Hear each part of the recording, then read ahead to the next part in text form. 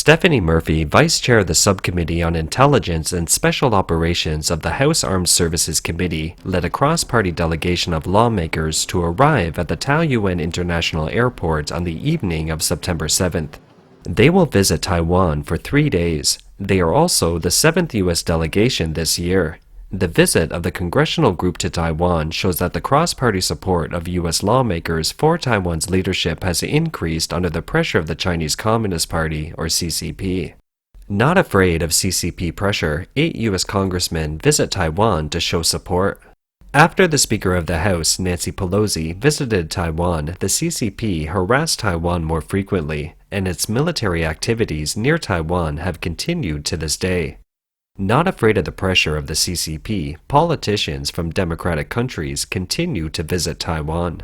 The American Association in Taiwan, AIT, issued a press release stating that U.S. representatives were to visit Taiwan from September 7th to 9th. AIT said the congressional delegation's itinerary is part of a trip by Congress members to the Indo-Pacific region.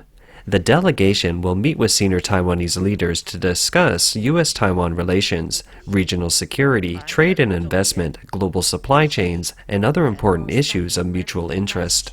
Following Stephanie Murphy's arrival in Taiwan on September 7th, Taiwanese President Tsai Ing-wen gave a welcome speech.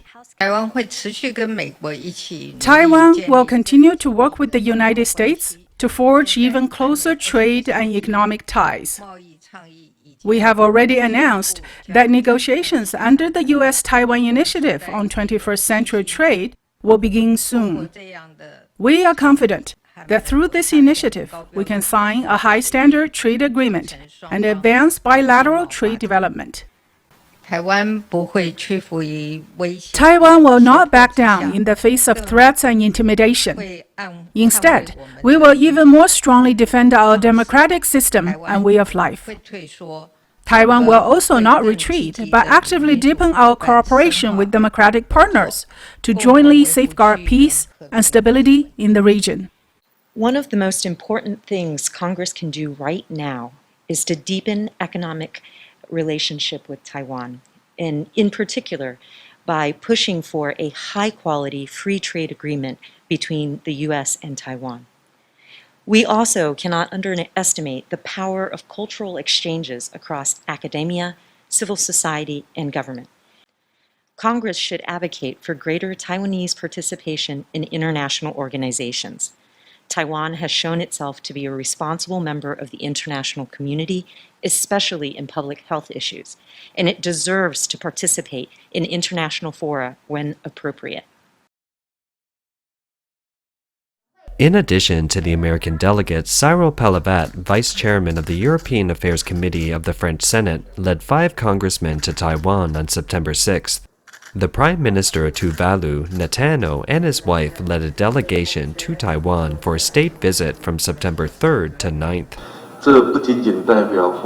This visit symbolizes not only the support of France towards democratic Taiwan, it also sends a very important message to the international community that freedom and democracy-loving countries that value human rights can only prevent the rise of authoritarianism if they stick together.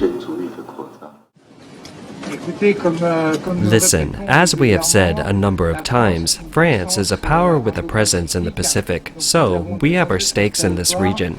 Today, we consider Taiwan to be a partner in the stability of the region. Ministry of the National Defense of the Republic of China. A total of 24 sorties and 5 warships harassed Taiwan. The Ministry of National Defense of the Republic of China said on September 7th, up to 5 p.m., it detected that 12 sorties, 3 of which crossed the center line of the strait, and 5 warships continued to operate in the sea and airspace around Taiwan. The National Army used task aircraft, ships, and shore-based missile systems to monitor closely and respond. According to the Air Situation Dynamics in the airspace around Taiwan Strait, released by the Air Force Command, the 3 out of the 8 sorties that went over the center line of the Taiwan Strait were 3 sorties of Sukhoi Su-30s fighter aircraft. The Biden administration sent 2 U.S. Navy cruisers through the Taiwan Strait in August. According to a statement from the U.S. 7th Fleet, the cruisers USS Antietam and USS Chancellorsville passed through the Taiwan Strait on a routine mission.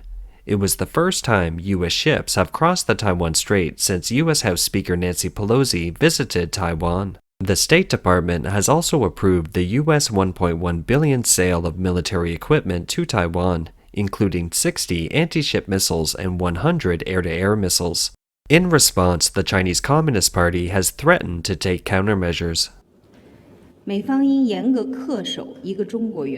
urge the U.S. to honor its commitment to the One China principle and the provisions of the 3 China-U.S. joint communiques. China will resolutely fight acts that undermine its sovereignty and security and interfere in its internal affairs. State Department Deputy Spokesman Vedant Patel said on September 6 that U.S. arms sales to Taiwan are not only consistent with the long-standing commitment of the Taiwan Relations Act, but also with the U.S. One China policy, and that the U.S. will continue to meet Taiwan's defense needs. He noted that the U.S. will continue to provide the equipment in light of increased pressure on Taiwan from the CCP.